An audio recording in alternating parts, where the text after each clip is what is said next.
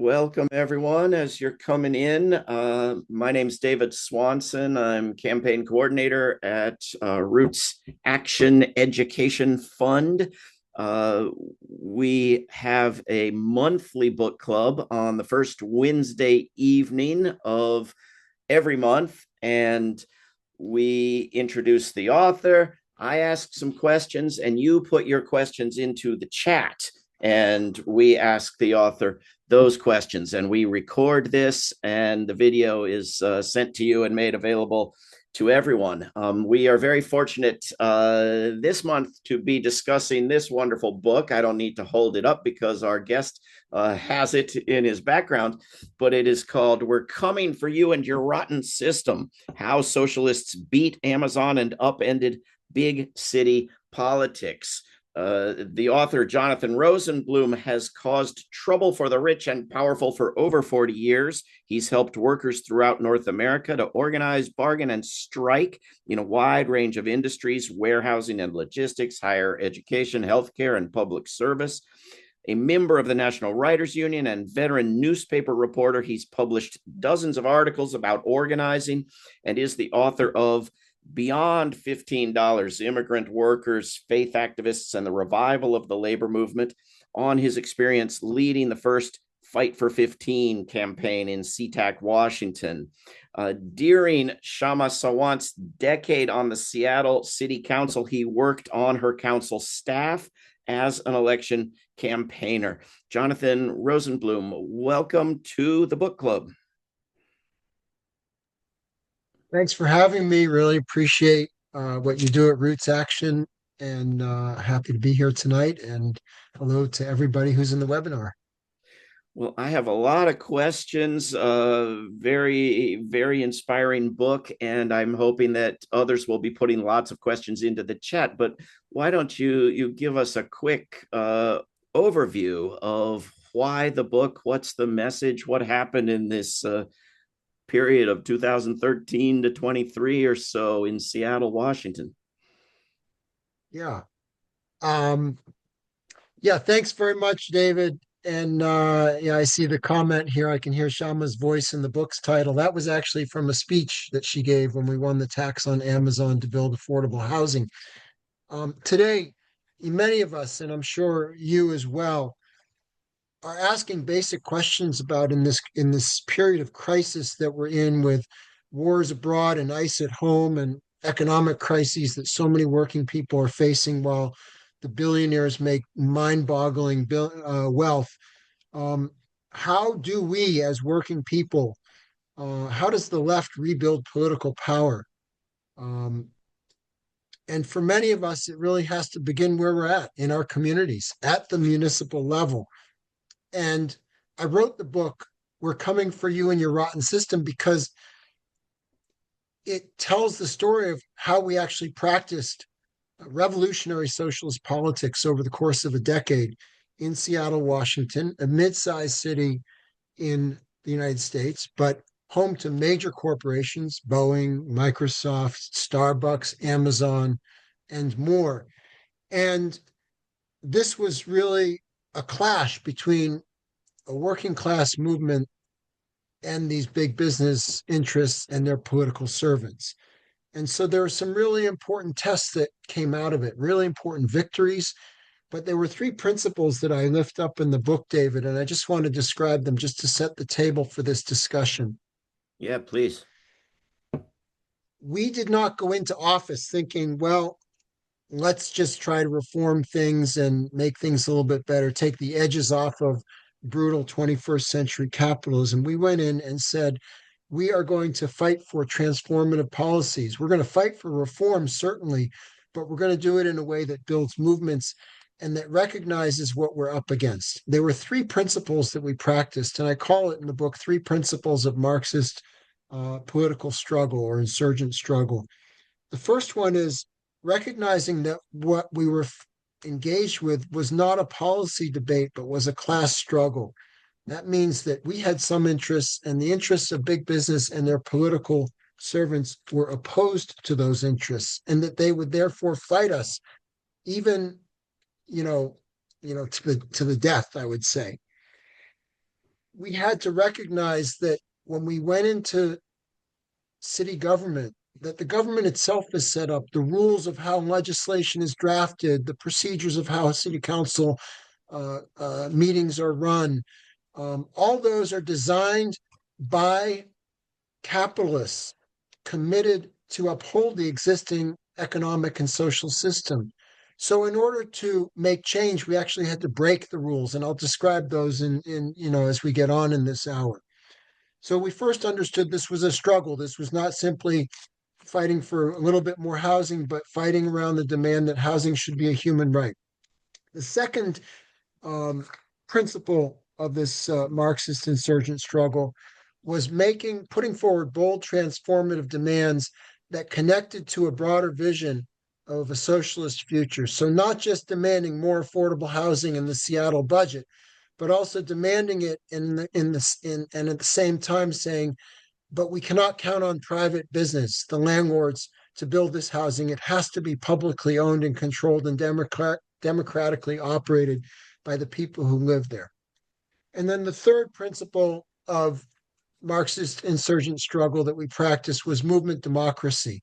It wasn't simply putting forward demands, but rather convening groups of working class people to say, how should we put these demands forward? What should be the strategy? What should be the demands themselves? And building movements where ordinary people on the street were engaged in the fight because it was a fight that they were directly involved in formulating and in making decisions on. So those three principles were very important. And through using those three principles, we won breakthrough victories: a tax on Amazon to build affordable housing, transformative renters' rights legislation that really changed the relationship between renters and landlords in this city. And of course, the first big city after SeaTac Washington, the first big city in America to pass a $15 minimum wage back in 2014, that really created momentum throughout the country for additional Fight for 15 movements.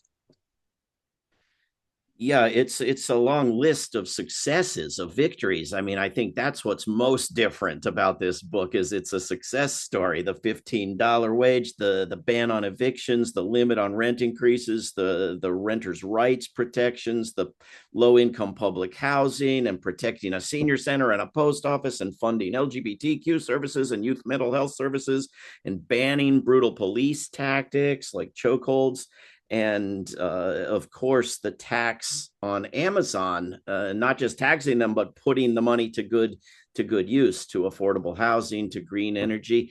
I think people around the country would love to know, and beyond this country would love to know how those tactics you named got these successes, and not just these successes, but inspired people in other cities to go and get similar successes, right? Well, there was certainly, inspiration into other cities, but I think what probably hasn't been understood as well, beyond the actual victories themselves here, was the method. And that's part of why I wrote the book. And I encourage you all to read it if you haven't already. Pick up a copy. Um, we understood that a couple of principles that I think are important everywhere. One is that political office is not the same as winning political power. You can hold office and not have real political power if you don't exercise yourself in that office in a particular way. Um, and the second thing is that everything was about struggle and the fight between us as working class people and big business and their political servants. And so that what we win in the end of any particular struggle is not a function of how righteous our demands are, or how they happen to be polling, or how cool our PowerPoint slides were at the city council hearing, or how good our social media is, or how great our memes are, but rather by the balance of forces between the social movement on the one side and our class enemies on the other. And so we don't win in the political arena what is right or fair necessarily. We win what we have the power to win. And by the way, we only hold on to those victories to the extent the movement continues and carries forward, right? Because we've seen time and again how right wing movements grab back victories that we've won when movements have retreated. Here's a question from the chat. I am a staunch Shama supporter. I'm not, however, at least I don't think I am working class. I'm either middle or even upper middle class. Am I still welcome in the movement? Yes, you are, John. And when I say working class, I'm referring to the vast majority of us who do not own or control the means of production, right? The people, people at the very, very top who run the businesses, who make the decisions, who are the CEOs and the other chief executives of major corporations. That's who we're fighting against. And then in terms of who's on our side, it's working people. But we live in a city with a lot of relatively well-paid tech workers for Amazon. Well, those tech workers are part of the working class. They are exploited by Amazon, and many of them were involved in the various fights that I described in the book. If you're not in the 1%, you're in the 99%, right? even if you're That's right. even if you're making more than somebody else. Yeah, I think you're maybe it's your third principle of movement democracy. But what struck me in reading this account through the book was the preference for public decision making versus closed door deals, backroom dealing, public initiatives that people vote on, but also disruptive people packing city council meetings, which I think there was something of a trend in that regard, at least in my little city in those same years. But uh, can you talk about the difference that it makes to force decisions public and to get crowds of people involved in them? Yeah, and I'd say, David, it's not just mobilizing people to come to city council, but even before that, they have to be involved in the actual decisions of what we're fighting for and how we're going to fight for it. And I want to give the example of the Amazon tax because I think it is really illustrative of what I'm trying to say. And really the distinction between what we did in city council in Seattle versus what passes for much of progressive politics in this country.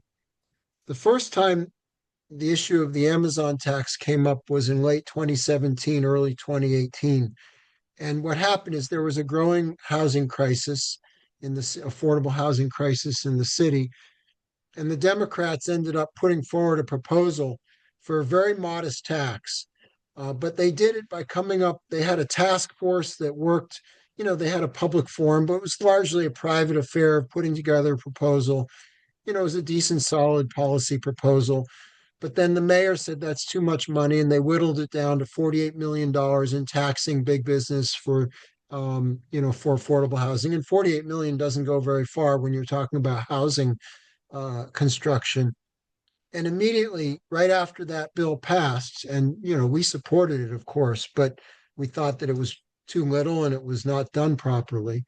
Right after it got passed, big business assembled an army, put together millions of dollars and launched a recall movement against the legislation and convinced the Democrats on city council to go into emergency session and over the course of just a few days repeal what they had just passed a few weeks earlier.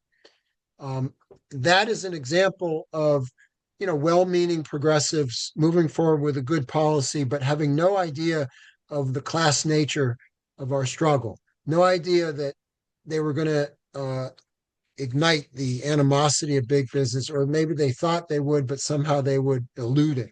Well, they were wrong. We came back a year later. I'd have to say, after the Amazon tax was defeated the first time, Amazon put $1 million. This is Jeff Bezos and the executives of Amazon put $1 million into trying to defeat us, along with Starbucks and other big businesses. They put in, all told, like $4 million to try to defeat Shama Sawant at the ballot. This is for a district of about 77,000 voters. It's just an extraordinary money bomb they dropped, and they lost. We won. and we won because we had a fighting grassroots approach to campaigning for reelection. Once back in office, we launched a real Amazon tax, not ones the Democrats would do, but ones that our movement would do. We convened a meeting of 500 people at a community center over the course of a weekend. Anybody could come, and anybody had a vote in that meeting, whether you were a longtime union official or a first time activist who'd never been to a political meeting in their lives. At this meeting, we discussed how much should we be putting forward in our new Amazon tax legislation? What should the legislation fund? In the end, actually, people said it should fund not just housing, but also some Green New Deal projects. And so that got included, right? And then we had a whole set of discussions around what should be the strategy and tactics of how we're going to fight for for this legislation. And there was an agreement among the people there that we were going to advance the legislation. And at the same time, we were going to put forward a ballot initiative, which you can do here in Washington State, that would impose the ballot, that would bring an Amazon tax into reality if City Council failed to act.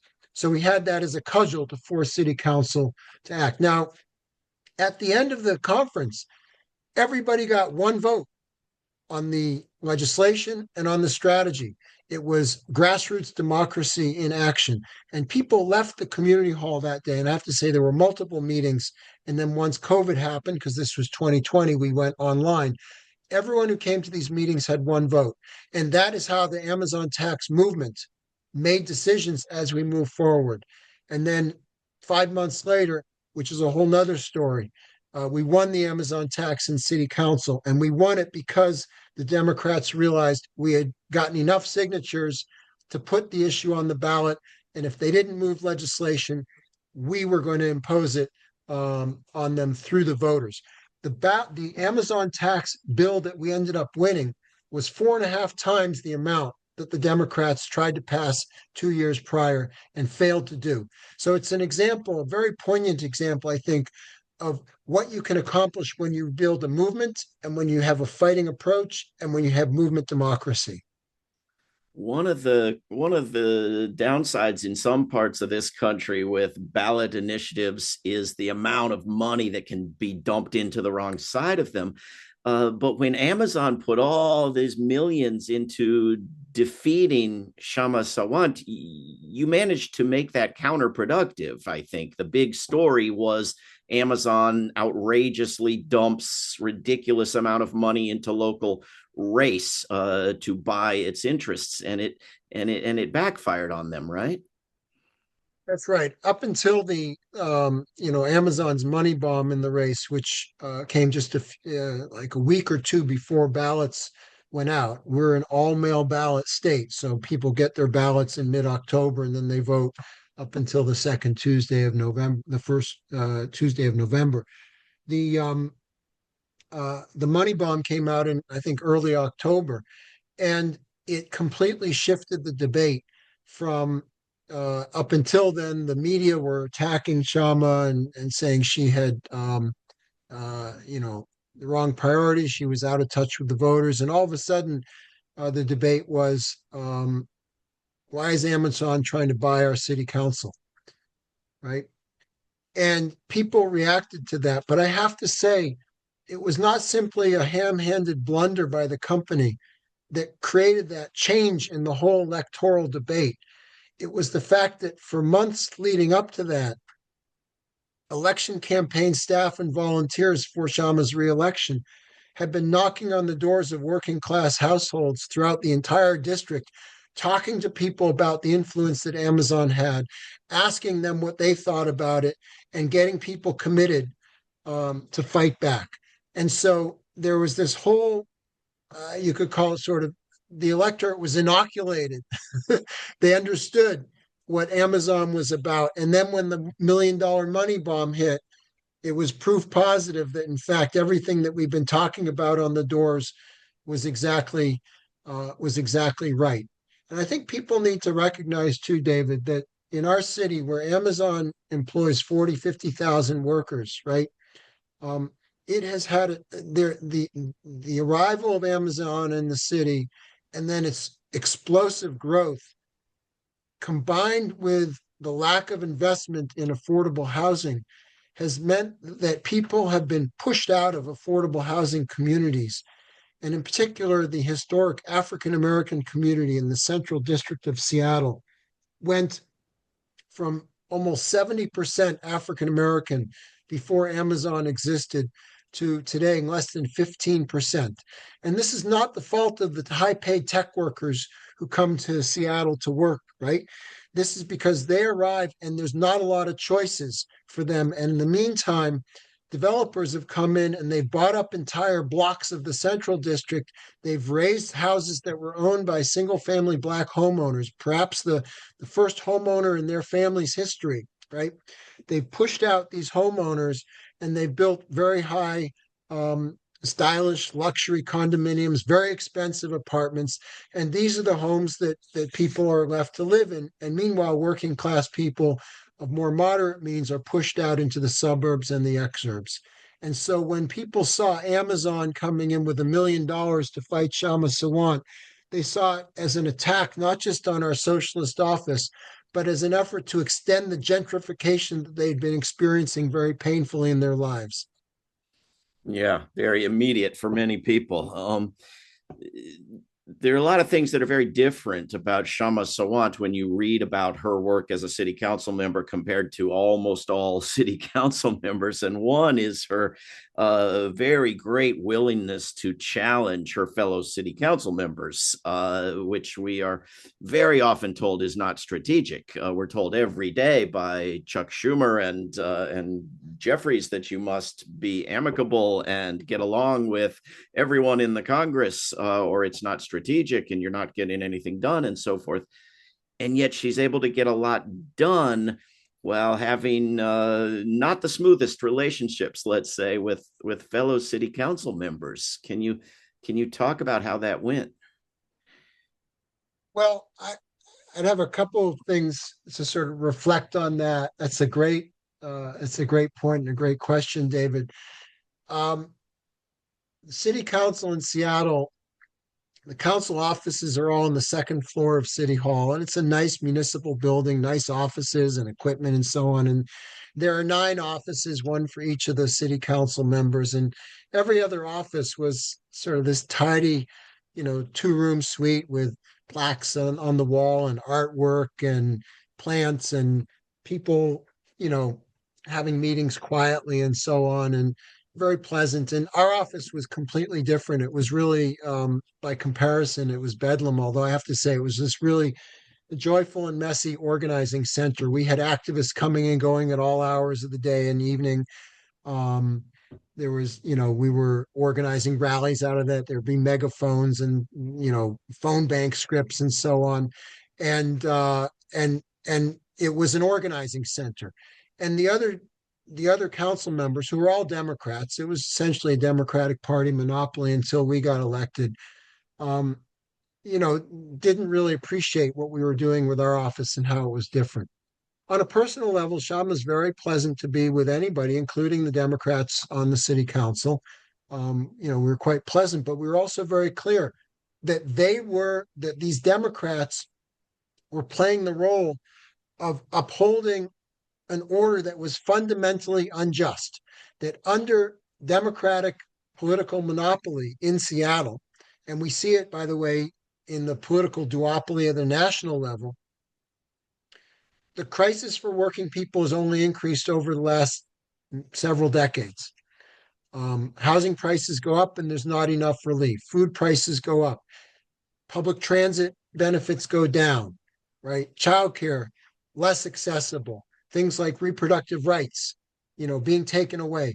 And this happens at a national level, under Democratic administrations and Republican administrations. And what we saw in Seattle was the same thing, that the Democrats on city council might give nice speeches and talk about affordable housing and use the right talking points and sayings and slogans and put out very nice social media memes.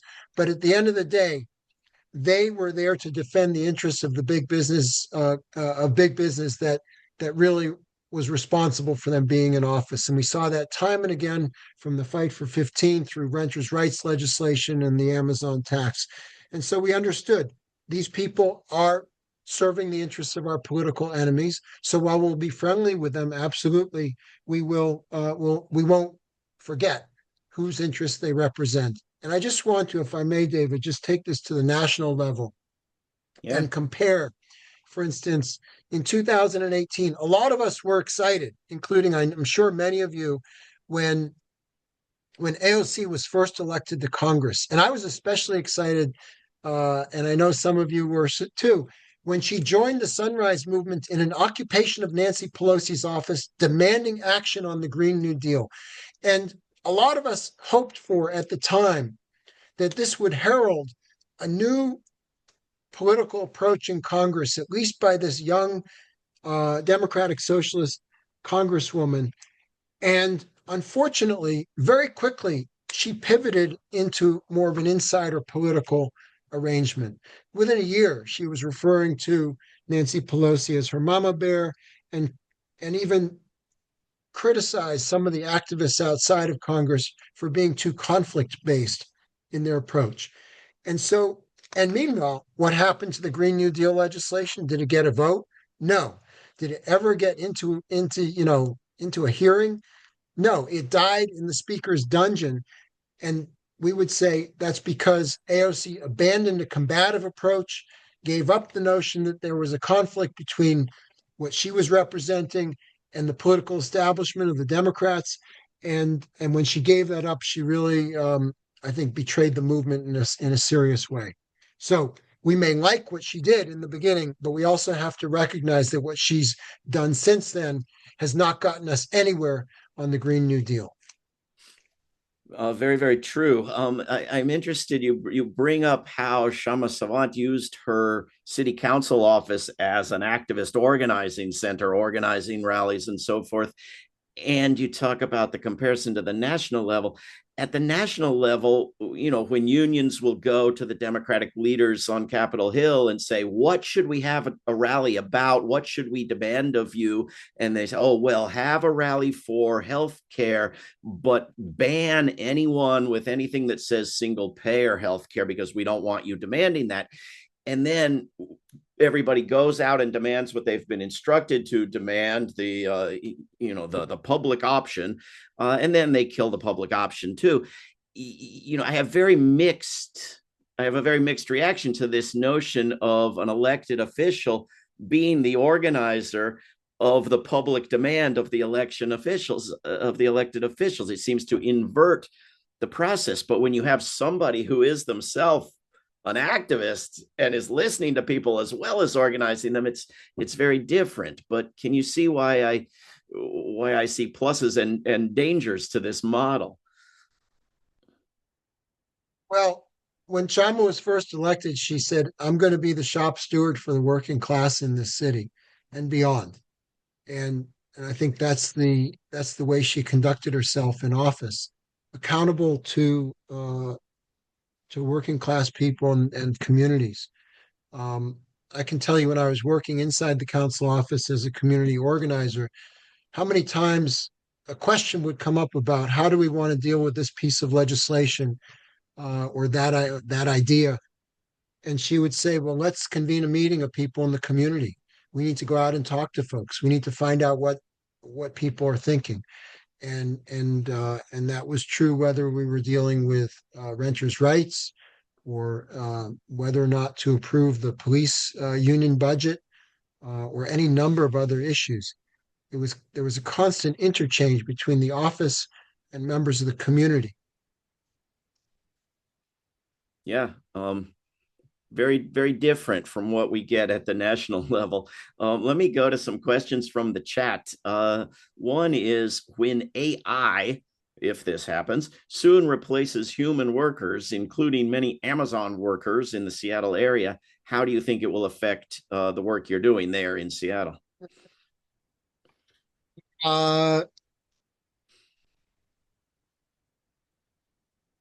That's a very it's a complicated subject. I think you're making an assumption. You're saying when AI soon replaces human workers. I think that's happening, and that will happen. To what extent, I think, is a bit unknown. I actually work with a number of people who work in technology, some of them for Amazon. And right now, I think they are very concerned. Some of them are being already. There have been layoffs, massive layoffs at Amazon and at other companies. Some of it is because Amazon and other big business are driving towards figuring out how do we replace workers with AI. Some of it is just companies trying to maximize their profits and fatten the bottom lines and get people to work faster. So I think AI is a very real problem. Um, I should also just say, as a note, and maybe the person who asked the question doesn't know this, I actually work for Amazon. I drive part time for Amazon. I drive one of the delivery vans 1 or 2 days a week. And so I'm very familiar with how AI operates, at least in the last mile delivery. The constant surveillance inside the vans, the constant monitoring of my productivity and the productivity of my fellow drivers. And it is devious and sophisticated and insidious. And I think it is just it's a bigger question about how do we deal with AI in society. Um, but in terms of how do we organize workers, I think we have to organize workers in Seattle, but everywhere around how do we put AI under greater control? And that is a huge problem, especially in this political moment when the balance of forces is really not in our favor. I would say that, at least from my perspective, AI as as a technological development is not either a good or a bad thing, right? It can be used for social good, but in the hands of profiteers, it will be used to reinforce what they want, which is more profits. They will use it to fire workers and so on, and to surveil workers, right? So I think we have to, as people who believe in social justice, not just reject the notion of AI as a tool completely, right? But to recognize that it's not a bad tool. It's a question of how it's being implemented that we have to attack. Some of these wonderful successes that are recounted in the book took years, had setbacks, had ultimate victories, then have the endless struggle to maintain them. And some of them inspired other cities. So we have other cities that have increased the minimum wage, but we have lots that haven't, and states that haven't. And we have state preemptions of local victories, and we have federal preemptions of state victories. Can we win everything we need with city organizing?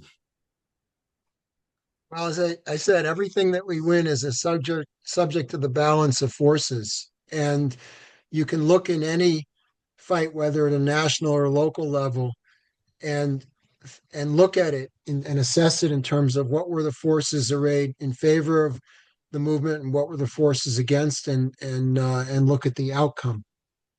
So you are right that in many places, cities, states, minimum wages were increased. I don't, as an activist, I don't tend to look at that so much as what were the movements that were built to win those things, right? You could win in a politically liberal place an increase in the minimum wage without building a lot of movement. But to me, the point of why we do this is not just to win the reform, but it's to build the movement so that we can win the reform and then go on and win even more. So that's one thing I would say. The other thing is that it's also possible to look at this country right now and say, my goodness, forces on the left are so scattered and weakened. Look at the labor movement. It's, only 1 out of 10 workers belongs to a union today. Look at the other social forces. Look at housing justice. Look at the attacks on immigrants, on the LGBTQ community, and so on. And you can get quite despondent.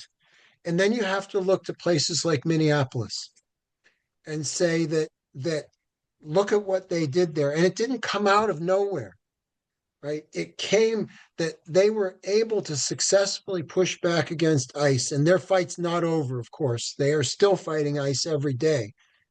But the kind of movement that we saw in Minneapolis when it's 20 below zero there, good Lord, out there in the streets by the hundreds and thousands, fighting around principles, not just fighting for their neighbors, right, but fighting around a basic principle of democracy.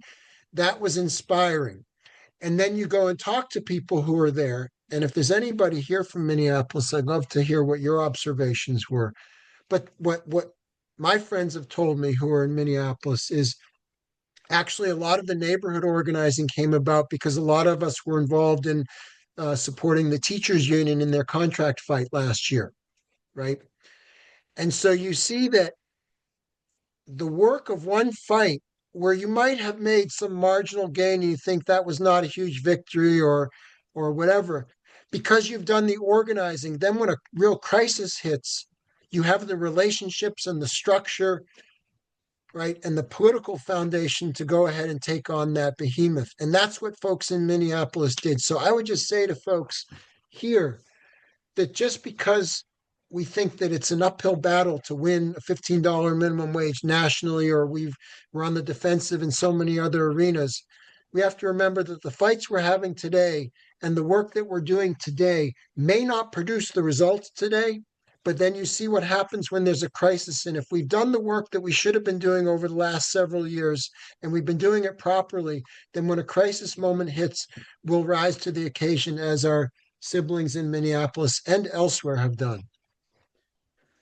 So has all that wonderful work in Seattle left behind a movement that's now able to do things without a champion on the city council? Yeah. Great question. And I think I'd say again, there's what you win is a subject to the balance of forces. And I think the other truism in politics is that the struggle is always constant, it's ongoing. So, for instance, we won the Amazon tax. And when we won it this time, Amazon was smart enough to not try to repeal it. That tax brought in even more money than we thought it would, because it turns out there are uh, more very, very rich executives at Amazon and other big businesses in Seattle who then had to start paying the tax. And the money was put toward building housing. But a mayor uh, took over who was hostile, especially hostile a few years ago, and he diverted some of the money that was coming in from the Amazon tax to backfill deficits in the general fund instead of cutting the bloated police budget or raising taxes elsewhere. So there's always this sort of struggle ongoing, and no fight is a permanent victory. We have seen in Seattle in the last couple of years efforts by landlords to roll back some of the renters' rights gains. I'm pleased to say that largely those have been um, fought back against. Um, a year after Shama was left office, and she left on her own terms at the end of 2023, but a year after she left, there was an attempt by Democrats on city council to repeal part of the $15 minimum wage legislation. They wanted to reinstitute a penalty on workers who receive tips on top of their meager wages. And through the new organization that she's built, Workers Strike Back, we mobilized direct actions inside city council, lobbying campaigns, rallies, and we were able to defeat the Democrats' attempt to water down the $15 legislation. But that's the sort of thing that we face, and that every city will face too. That no victory is a permanent victory. You can't sit back and rest on your laurels. And why did she not run again in 23? And was that a good decision? Was that the most effective decision to get the most done, or would she have gotten a lot done by staying in? I'd say 10 years is a long time to do anything, isn't it? Um, and I think she recognized the need to take this fight beyond Seattle. And she and the other members of Socialist Alternative, the group that she belonged to, um, believed they needed to bring it nationally, which is why Workers Strike Back was formed as a vehicle to to take this fight out of Seattle and on a more national basis. I think we also recognize that after 10 years, we had accomplished a lot. Our opposition also got smarter about how to counter organize and how to marginalize the movement. And so we felt that we had reached a point of pretty good returns, and that from that point forward, we needed to approach politics both here in Seattle a bit differently, but also we needed to take really this tremendous leader, but also the movement that she had led to a national basis. Can you tell those who aren't in the know about Socialist Alternative, about this organization? I can tell you about it, but I can also tell you that I'm not a member of Socialist Alternative. I am really closely aligned with the members of Socialist Alternative politically. I think that the organization collectively is brilliant and did tremendous transformative work with Shama as a member. And it is, it's a fairly small organization nationally with international affiliations. I think it's called International Socialist Alternative. And you will find them on the web at socialistalternative.org. Um, I also should note that uh, since leaving city council, Shama's also left Socialist Alternative, but she has been, carried on the same work through Workers Strike Back and through her continuing political campaigns. So I just encourage people to go to the websites of Workers Strike Back, go to Socialist Alternative, check them out, and there's opportunities to get involved. This is a very, very deservingly so, but a very positive account of Shama's work. What would you say in all these years was her worst mistake? Um, uh, I I wouldn't say worst mistake, and I also wouldn't put it in her personal terms because again, Shama represented movements, and so if there was a mistake, I'd say it was a mistake of the movements. Um, and I don't think that I can say, well, boy, this was a bad mistake, David. But I would say that in hindsight, the movement did not think about what would life be like in Seattle after Shama was in office, after she left office, sufficiently. So we did not have a candidate to run in her place, nor did we have candidates to run in the other city council races.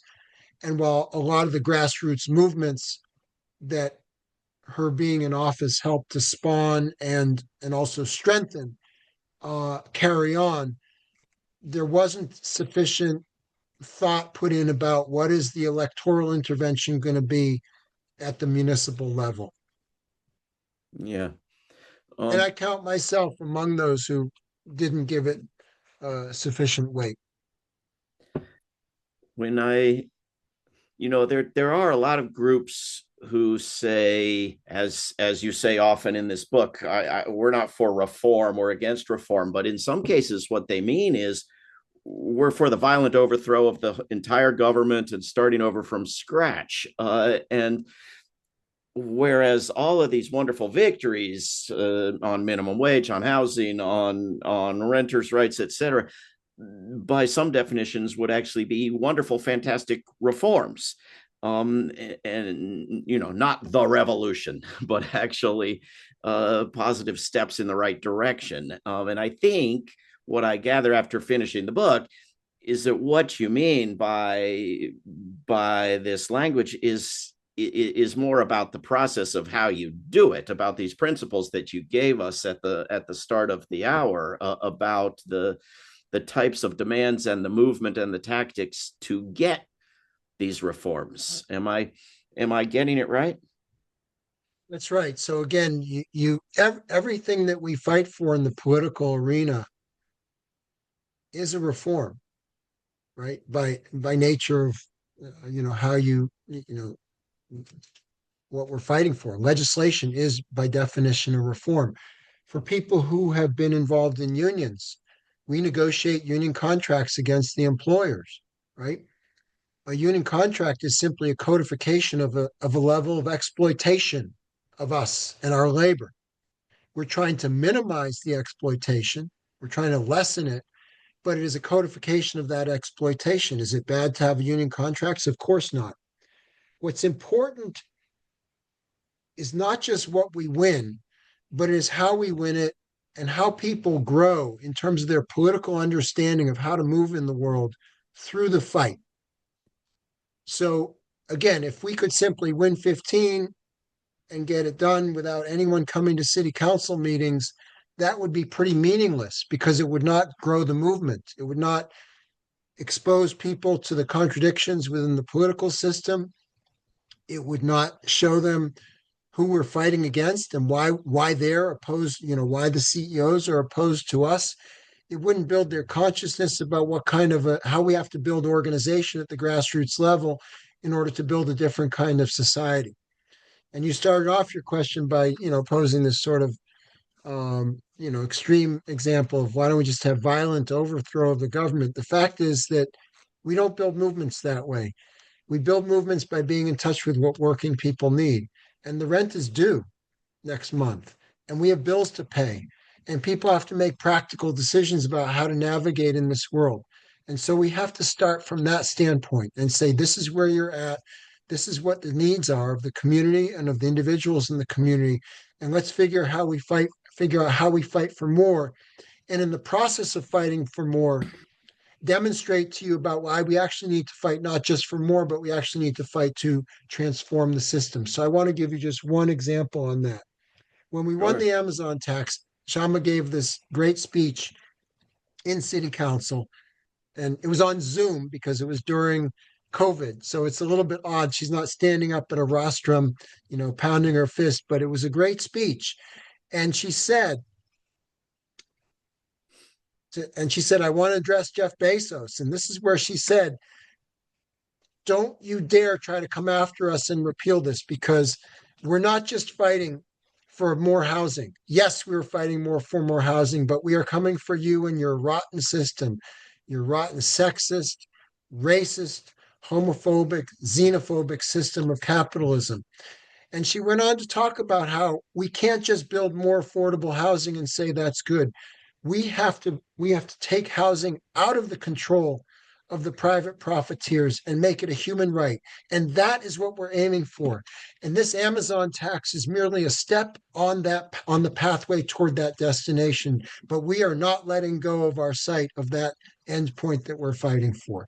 So we absolutely have to be talking about socialism and what we mean by a just society in these reform fights. Otherwise, we end up just becoming part of the system that makes modest reforms but doesn't fundamentally improve our lot. Jonathan Rosenblum, what do you make thus far of some of the new city politicians in the United States, including in New York City, the new mayor Zoran Mamdani, and elsewhere, and in Seattle these days? Yeah. Let me start with Seattle, and then I have a few thoughts about Zoran Mamdani. But in Seattle, we just elected this past fall a woman who was actually quite, she worked around our council office, though not always with our council office um, during Shama's years. Her name is Katie Wilson. She comes out of the Transit Riders Union.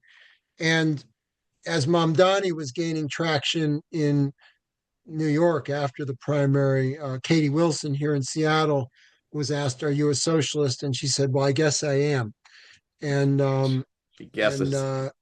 and she said, "I don't make a big deal of it, but yeah, I am."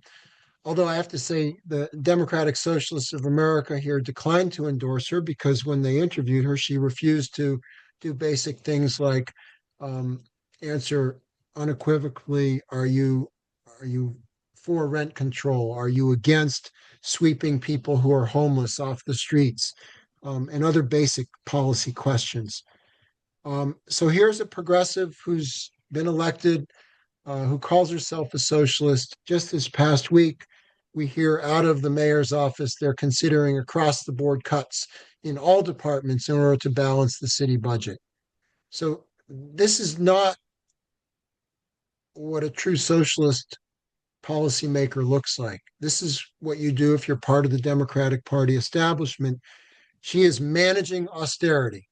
She is telling working people we're going to have to close libraries and parks and throttle down our expectations on new housing and spend less money on social needs in order to close the budget deficit.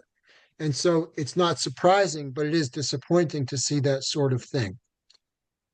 Now, New York is a somewhat different matter because I think what was exciting to me watching New York from 3,000 miles away, although I have quite a number of friends there too, was not just Mamdani, who was just I thought he was an amazing candidate, very deft, smart. I love the social media stuff that his campaign did. But what was more significant to me was the 100,000 volunteers who door knocked and did other campaign work.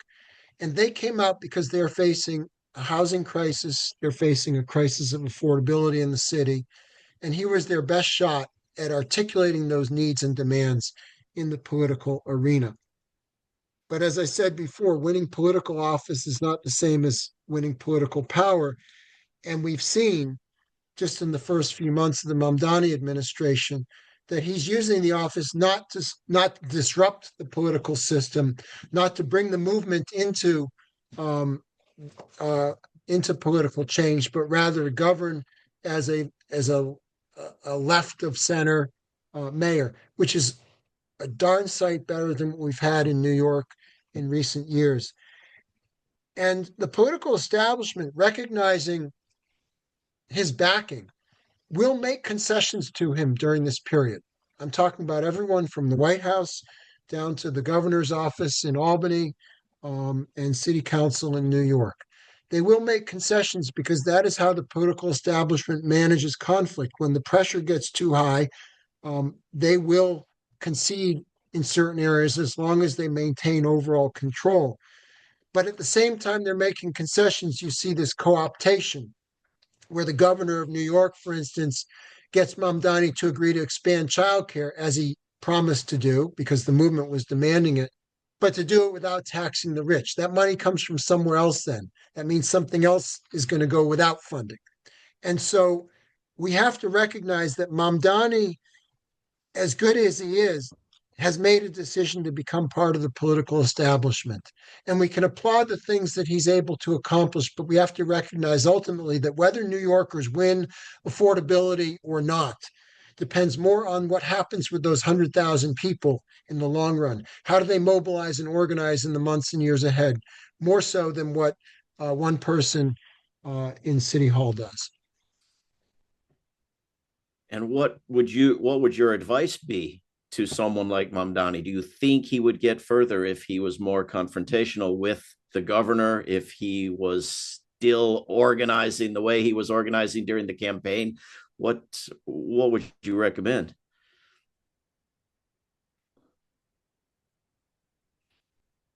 What I might recommend, that ship has sailed, hasn't it?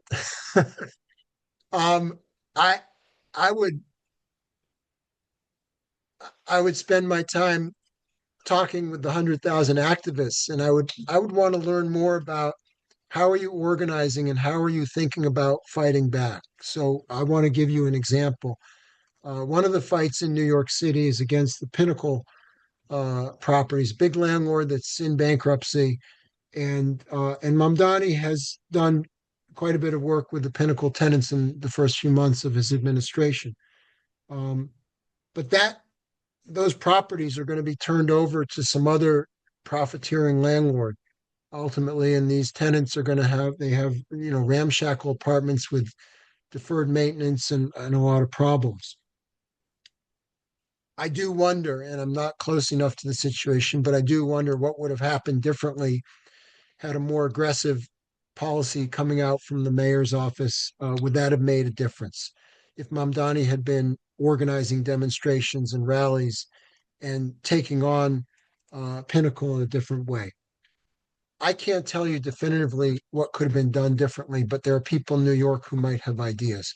What does give me some hope, David, is that at the same time the Pinnacle tenants were fighting back, um, other tenants throughout the city have begun organizing as well. And that gives me hope too, to see tenants begin to organize. And the question for these movements that organize is, are your demands going to be simply around mitigating some of the worst problems, the worst deferred maintenance, the worst profiteers among the landlords? Or can we build a movement in this city that demands public housing democratically controlled by the tenants? I think there are possibilities in New York if the movement organizes appropriately and ambitiously enough. But that's not going to come out of the mayor's office. That's going to come from the grassroots. Yeah, there's going to be a difference between showing up to demand something of City Hall and showing up at the request of the mayor for his rally, because there's going to be some of that too, I think. There's a question in the chat I want to get in. We have just a few minutes left, and it's about election financing. Someone asks, is there public financing of elections in Washington or in Seattle like there is in New York City? Yeah, there is public financing, I think at the state level, but certainly at the city level, we have things called democracy vouchers where people can contribute up to $100 to a candidate of their choice. You get these vouchers. The problem with the system, though, it's a Citizens United problem. That if you as a candidate subscribe to democracy vouchers, it means you also limit how much money you can take in, and your opponent may also be limited, right? But here's the problem: you have all these independent expenditure campaigns that even if you subscribe, if you agree to with the limits that democracy vouchers gives you, you could be swamped on the other side by independent expenditures that are not officially part of your opponent's campaign, but are doing your opponent's bidding. And all of the donations that we got against us in our various electoral races were independent expenditure campaigns of Amazon and other big businesses.